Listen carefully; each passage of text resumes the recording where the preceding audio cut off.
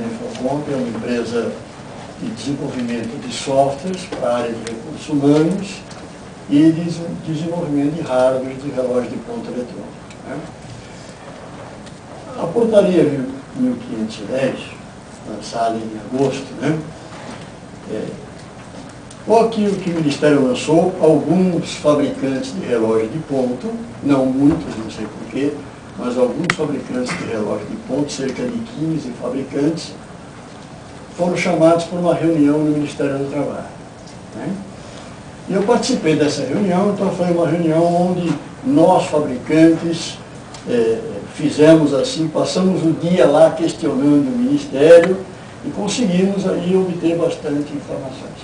Bom, qual é o objetivo desta lei? Pelo menos o objetivo exposto. O objetivo dessa lei é impedir que o empresário, né, burle alguma marcação feita pelo funcionário. Então, como é que eles acharam, como é que o Ministério do Trabalho achou que ia resolver isso daí? Né?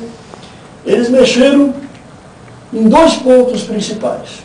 No hardware, no relógio, e no software. Né? Mexeram muito mais no hardware. E eu acho que a burla é muito mais no software.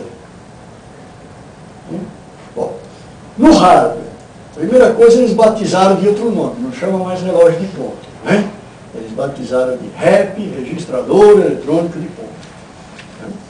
Então tem muita gente que não conhece a portaria, tem a impressão que a única coisa que dessa portaria, agora tem uma impressorinha lá. Não, a coisa é muito mais profunda, é muito mais que isso. Primeiro, vamos falar da impressorinha.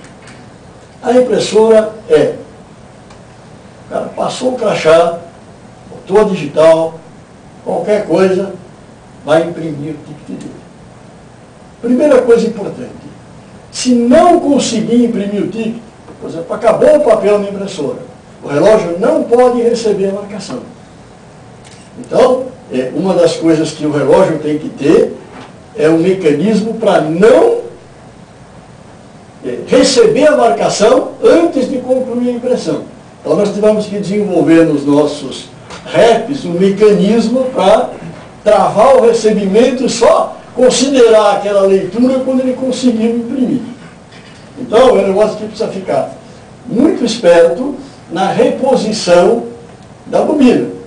O grande ou pequena bobina, uma hora ela vai terminar bem no meio da operação. Então vai ter que ter alguém tomando conta da bobina. Né? Para na hora que essa bobininha terminar, rapidamente trocar.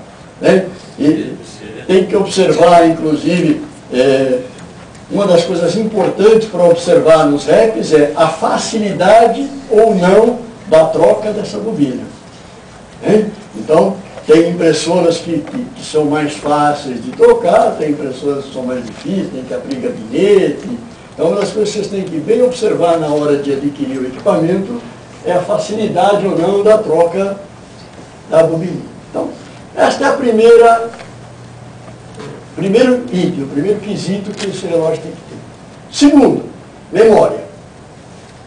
A memória ela tem que ser completamente diferente. Nos relógios que a gente tinha até então, a memória era pequena. Por quê? Porque eu vou ler imediatamente, vou transferir para o meu computador, vou carregar no meu banco de dados e vou reutilizando essa memória para as próximas marcações. Não é mais assim. Esta memória, ela tem que ficar dentro do relógio por 5 anos. Então, o tipo de memória tem que ser completamente diferente daquela memória que a gente tinha até então. Tá? Essa memória tem que ser de 5 anos. A maioria dos fabricantes, até por questão de segurança, está botando até mais do que 5 anos, né? Porque a gente não sabe exatamente o que pode acontecer lá na frente. Então, a memória tem que ser grande, tem que ser protegida, tá? Dentro desse REP, a memória tem que ser vedada de alguma forma, tá? Completamente vedada. Né? Ou seja, eles deram várias alternativas para nós. Por exemplo, nós estamos usando tipo um gel colante, né? E vai lá, vedou, ninguém consegue mexer nisso aí.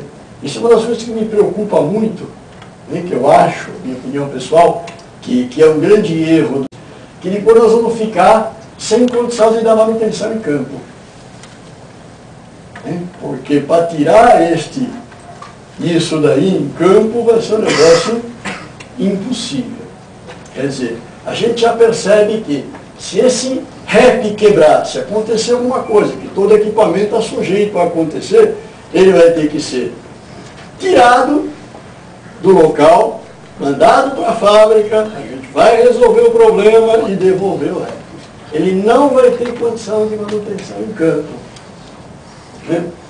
Outra coisa que ele tem, que também vai dificultar a manutenção em campo, é o seguinte: ele tem que ter um mecanismo para travar o relógio se alguém abrir o gabinete.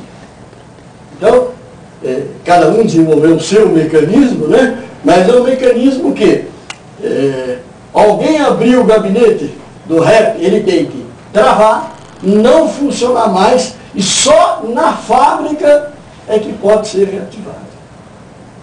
Então, não vai ter manutenção em campo. Né? Isso significa que vocês vão ter que ter, né,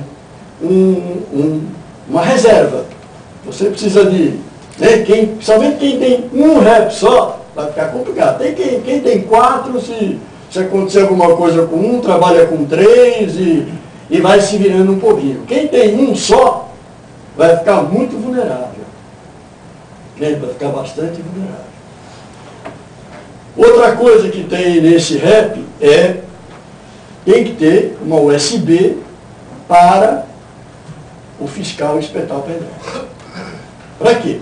Quando o fiscal espetar o pendrive, o sistema tem que descarregar, sem perguntar quanto, a memória inteira.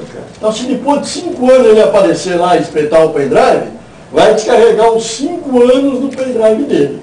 Não pode ter nenhum dispositivo de filtro. Eu não quero só isso, não. É proibido. Espetou, descarregou. Não pode ter senha, não pode ter nada. Ainda nessa reunião a gente perguntou, mas e se o funcionário chegar lá e espetar o pendrive? Vai descarregar. Nós ainda conseguimos perguntar, mas poxa, não dá, o funcionário não pode. A resposta deles foi o seguinte: vocês têm alguma coisa para esconder? A resposta sem, né, de quem não quer fazer o ajuste. Então, o que eu senti dessa reunião com o Ministério do Trabalho, que eles fizeram já um estudo, segundo eles levaram 2 anos, né? Nós reclamamos, poxa, nós não fomos envolvidos